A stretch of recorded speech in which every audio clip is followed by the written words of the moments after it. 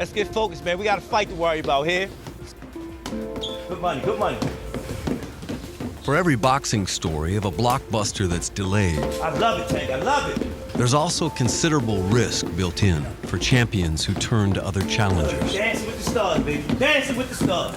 He's in thought right now, and that's what I'm looking at. So right now, I just want to see what he brings to us. We just got off a plane. You know, a lot of work yesterday from the interviews and stuff, so I want to see how he react. 2 sparring partners, and rounds is unknown. All right, y'all. Let's go. Bam! When they watch us in here working, they saying we going bang, bang, bang, bang, bang. There you go. Good. There you go. When he get in that ring, he's on a mission. Because he understand that he got to put his pants on, training wheels going. You got what you asked for. Let's get it now. Slow it down. We're now just... The most outrageous boxing show of the year will take place in just 4 weeks. Gervonta Tank Davis versus Jake Paul. Additionally, it appears that Tank's camp is becoming dangerous. Oh, good rim, good rim. I like the way y'all jump right back in it. That's right. Make them jokers move. Make them jokers move. Oh, I love what I hear. Y'all making them sing. For most of Davis's celebrated career, Ford and other trusted advisors remained in control. But now, those in camp can sense a shift in command. Make them jokers move. As the fighter himself begins to oversee everything, while aiming at the destiny he alone must fulfill. There you go. I go with that. Let's give it up for him, y'all. Davis is reportedly going Allen. No distractions, no jokes, and no TikToks. He is behaving as though Jake were a real threat for the world title. This is where things start to go crazy.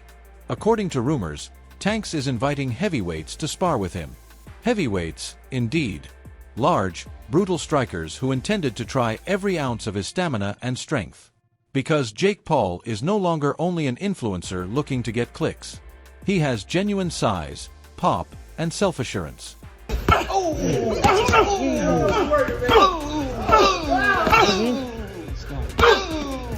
Even his shots upstairs here, that's still a body shot on Jake Paul. Everything's a body shot he's throwing. Even when he's changing the levels of the shot.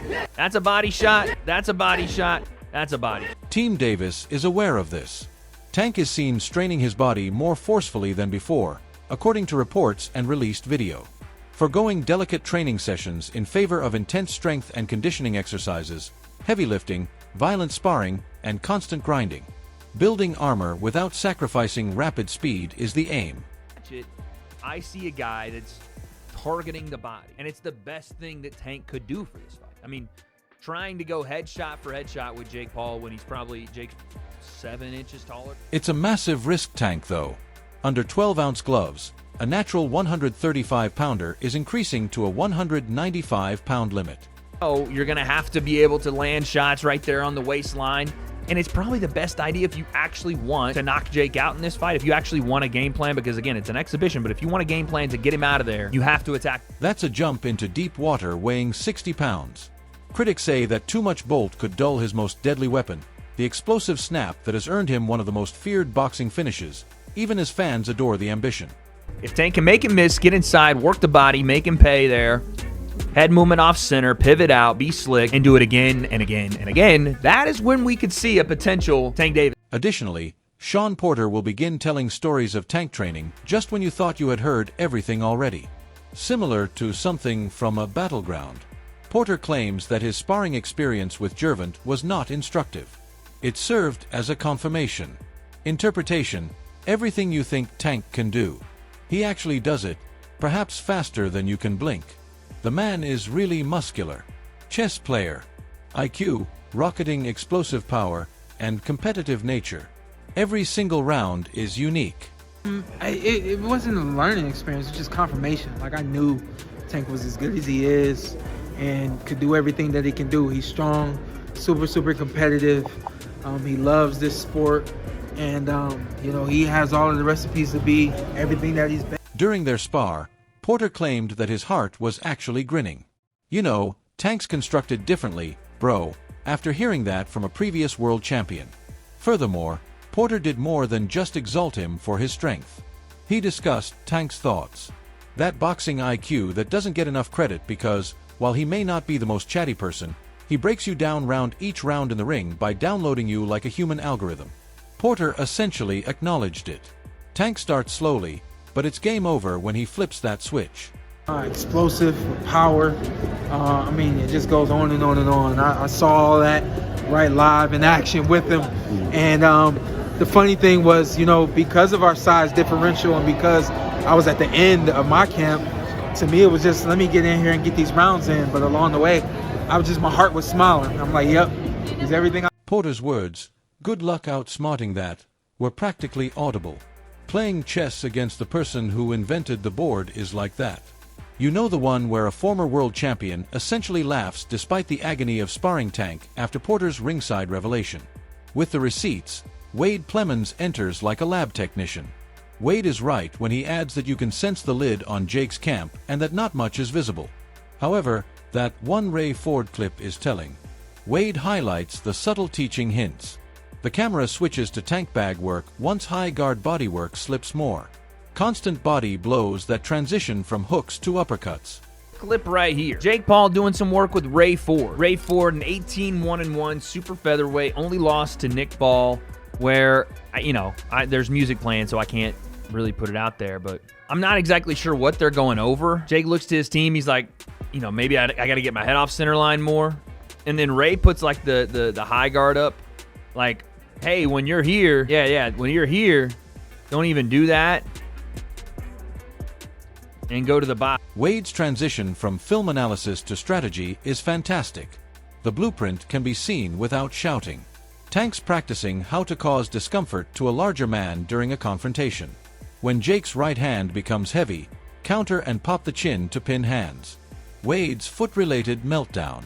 You can guarantee Tank's camp is circling with a red marker because of Jake's propensity to become unbalanced and wide when he loads up.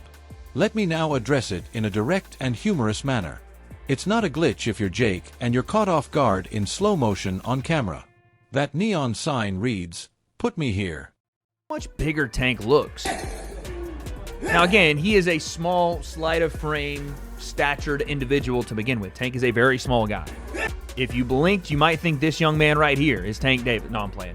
But Tank is, he's smaller, and this is why this fight is an exhibition and why it's a bit of a shot in the dark as to, why you even do something like this. But we all know it's a lot of money being involved in XYZ. Tank throws more than simply beautiful combos, as we all know. Tank's targeting the sequence that causes a heavier puncher to pay when he overextends, clinches, overhooks, uppercuts, and explodes is exactly what Wade is pointing out. I envision two conceivable outcomes. Wade makes fun of it. Either Tank times a counter, clips him off balance, and the KO bonus develops into a very real payout, or Jake uses his heft flawlessly and converts it into controlled pressure. Any day, we'll place a wager on Tank's timing and accuracy rather than random power. Here, however, Wade is the realist. He acknowledges that any way is possible. Yes, you and I were drooling over the chess with fist scenario that Wade presented. It's a strategic move. It's rough. Additionally, it's the kind of fight that makes boxing interesting to debate. You see Jake, they're already, I love this. They're anticipating Jake in the clinch, looking to, again, put his body weight on Tank, bigger man, use his size, lean on you, weigh on you. You see the post in the frame from Tank. Post frame, hold, bang. Lead hand up. And just when you thought the boxing world was aflutter over Wade Plemons' remarks, Lamont Roach appears. Sean is dropping his own bombs. Yeah, Tank's retired and we're the reason, my buddy stated as he sat down. Didn't simply close the book, bro.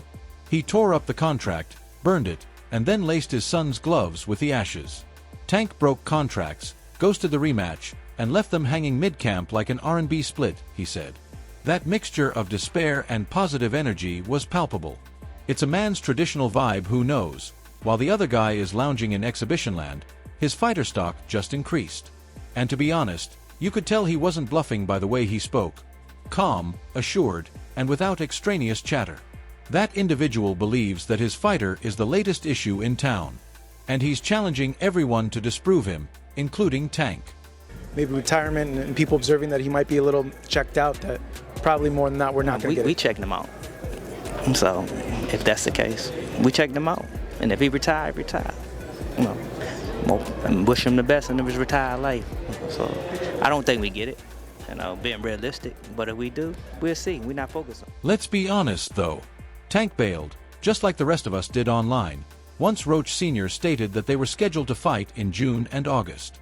I went crazy. That's crazy. Picture yourself in the middle of sparring, preparing a legacy bout, when Instagram abruptly orders you to stop. However, Roach handled it elegantly. No drama, no tears, just unwavering confidence. He still has feelings for Tank, as you can see, but he is too preoccupied with Cruz to pursue old ghosts.